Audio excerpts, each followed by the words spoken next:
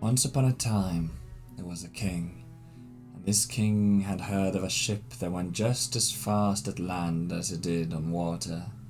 He would like to have a ship like that, and to whoever who could build it, he promised his daughter and half the kingdom as well. This he had proclaimed in all the churches throughout the land. Word spread across the land, and many were those who tried, for half the kingdom could be a good thing to possess, as well as the king's daughter. All those who tried, however, failed miserably. Then there were 3 brothers living in parish away from in the woods. The oldest was named Per, the other was named Paul, and the youngest was Aspen, also called Ashlad, for he was always sitting by the hearth, digging in the ashes. But on one Sunday the king's proclamation was made about the ship he wanted. Aspen was accidentally at church. When he came home and shared the news, Per, who was the oldest, asked the mother for some food, for now he wanted to try his luck and build a ship to win the king's daughter and half the kingdom. As soon as he got the knapsack on his back, he strode off on the way to meet. On the way, he met a crooked old man. "Where are you going?" said the man. "I'm going to the woods and make a trough for my father. He does not like to eat with the rest of us," he replied. "True it is," said the man. "What is in your bag?" "Manure," said Per. "Manure it is," said the man. Then Per strode off to the oak forest and chopped with all the strength he could muster. But no matter what he did and how hard he tried, the only thing that became of the wood was troughs. When it was time for dinner, he wanted something to eat and opened his knapsack. But it was not his mother food that was in it. The only thing he could find was manure. Now he had nothing to eat. Nothing came of the boat, and he was sick and tired of trying. So Per took his axe and his knapsack and returned home to his mother. How about I try with a little bit more of a Norwegian accent? Because it's a Norwegian story.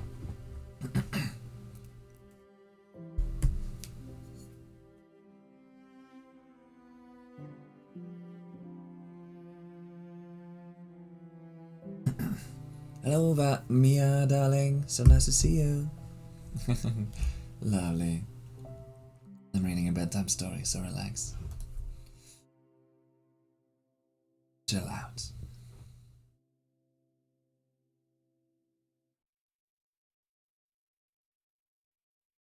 Then it was Paul who wanted to tempt his luck. Perhaps he could build a ship and win the king's daughter and half the kingdom. He asked his mother for some provisions, took his knapsack and strode off. On his way, he met the crooked old man. "Where are you going?" asked the man. "Oh, I'll go into the woods and make a trough for our little pigs," he said. Trough it will be." Like feeding trough or trough? How do you pronounce that? I'm not sure. "Trough it will be," said the man. "And what's in your bag?" "What's in your bag?" "Manure," replied Paul. "Manure it will be," said the man. And so Paul strode into the woods and began to chop down the trees and started building the ship. But no matter how much he tried, nothing became of it but a pig trough. He did not give up, however, and persisted his venture for some time. Late in the afternoon, it was time to eat, as he had gotten quite hungry. When he picked up his knapsack, however, not as much as a food crumb was left. Paul became so angry that he wrung the sack inside out and dashed it against a stump, took his axe and strode on home to his mother. When Paul had returned, it was Ashlad who wanted to try his luck and asked his mother for a snack pack. "Maybe I could build a ship and win the king's daughter and half the kingdom," he said. "Like that would ever happen," his mother replied. "You who have never done anything but dig in the ashes. Now you do not get any food. No, you do not get any food." But the Ashlad did not care. He stick to his guns, and as long as and at long last his mother agreed to let him go. Stock still, she refused to grant provisions to him, but he managed to snatch with him a couple potato cakes and a drop of lukewarm beer. When he was well on his way, he met the same old crooked man as his brothers. Okay. When he was well on his way, he met the same old crooked little man as his brothers.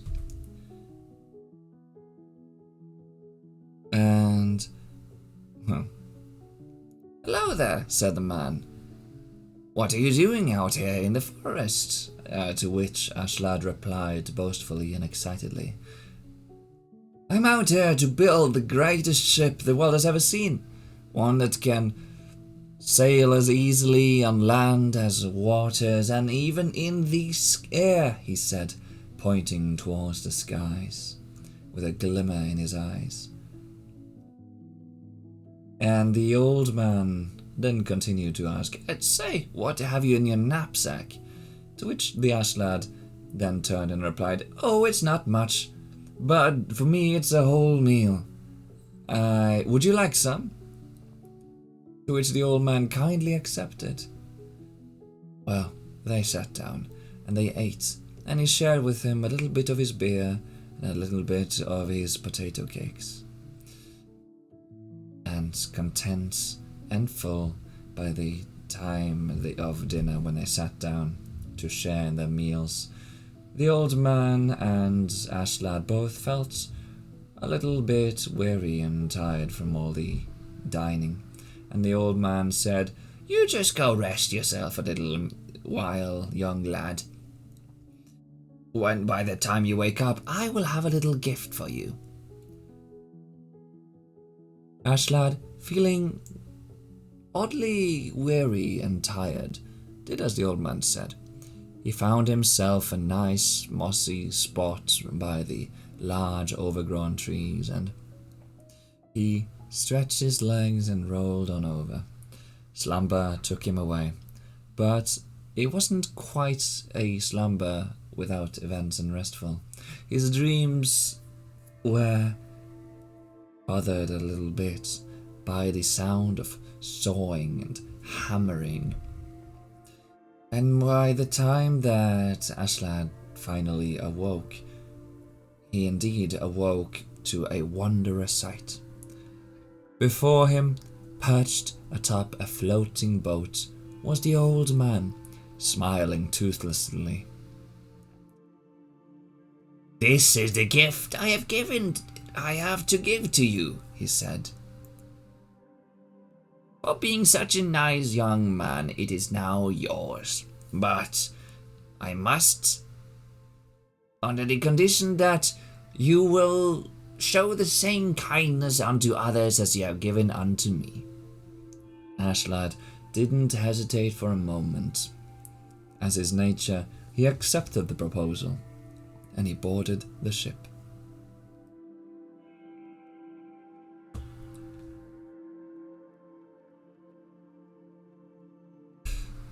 Ashlad then decided to sail onwards. He sailed on his own aboard this ship as it soared across the sky, flying overhead. Now, Ashlad on his own didn't drift far before he saw quite a curious, wondrous sight. He saw a man sitting on a pile of fallen rocks, grey rocks. The man picked up one or two rocks within the palms of his hands, and he guided them towards his mouth, while he crunched, and he bit, and he chewed, and he swallowed the rocks, piece by piece. So surprised, so astounded, Ashlad simply had to weigh anchor. What are you doing here, eating all these rocks? Asked the Ashlad. Do you see, the man said between taking off more chunks of the rocks themselves. My mouth is so... my stomach is always empty. It has never felt full in its time. And if I don't eat these rocks, I feel like I would eat the very crust of the earth. And so I keep my stomach full. And Ashlad, so amazed, invited the gentleman to board with him. I am going to sail towards the king's castle. Would you like to see it with me? I am heading there to trade the boat for the princess's hand in marriage and half his kingdom. The man generously accepted, and he was so excited to sail onwards and see the king's castle in all its splendor. When they had sailed a bit farther, they found a man who was lying... Okay, I'm like continuing the story from where it's at, but there might be a little piece that is missing still. If so, I'll add it a little shortly. They found a man who was lying on a sunny hill, sipping on an ale tap. Who are you? Said Espen Ashlad. And for what reason do you lie here, sipping on an ale tap? Oh, when you do not have a barrel, then the tap will have to do, said the man. I'm so thirsty for beer and wine, I never can get enough, he said, and then he asked if he could join the ship. And do you want to join, then climb in, Ashlad said. That he would. He climbed in, and for the ride he took with him his tap. When they were well on their way, they saw someone who lay with one ear to the ground and listened. What sort of fellow are you, and what's the good of lying on the ground listening? Said Ashlad. Are you listening to the grass? For my hearing is so good that I can hear it grow, he said. And then he asked if he could come along on the ship, and there was no refusing him. If you want to come along, just climb in, said the Ashlad. And yes, that he'd like, and so he climbed aboard. When they had sailed a bit farther, they came to the man who was standing and aiming a gun. What sort of fellow are you, and what's the good of standing and aiming like that? Said the Ashlad. My sight is so keen, he said, that without difficulty I can shoot straight to the world's end. Then he asked if he could join the ship. And do you want to join, then climb in, asked the Ashlad said. Indeed he would like that, and so he climbed in. When they had sailed a bit farther, they came to a man hopping about on one foot, and on the other he had 700 weights. What sort of fellow are you, and what's the good of hopping about on one foot with 700 weights on the other? I'm so fleet-footed, he said, that if I walked on both feet, I'd come to the end of the world in less than 5 minutes. Then he asked if he could come along on the ship. If you want to come along, just climb in, said the Ashlad. And yes, that he would like. And so he climbed up on the ship to join the Ashlad and his companions. When they had sailed a bit further, they met a man who stood holding his hand over his mouth. What sort of fellow are you? Said the Ashlad. And what's the good of standing like that and holding your hand over your mouth? He said. Oh, I've got 7 summers and 15 winters inside my body, he said. So I'd better hold my mouth, for if I let them out all at once, they'd put an end to the world right away, he said. And then he asked if he could come along. If you want to come along, just climb in, said the Ashlad. Yes, he'd like to come along. So he climbed aboard the ship with the others. When they'd sailed for quite a while, they finally came to the king's castle. The Ashlad strode right into the king and said that the ship was standing ready in the yard, and now he wanted the king's daughter, just as the king had promised. Well, just a second as I have a sip.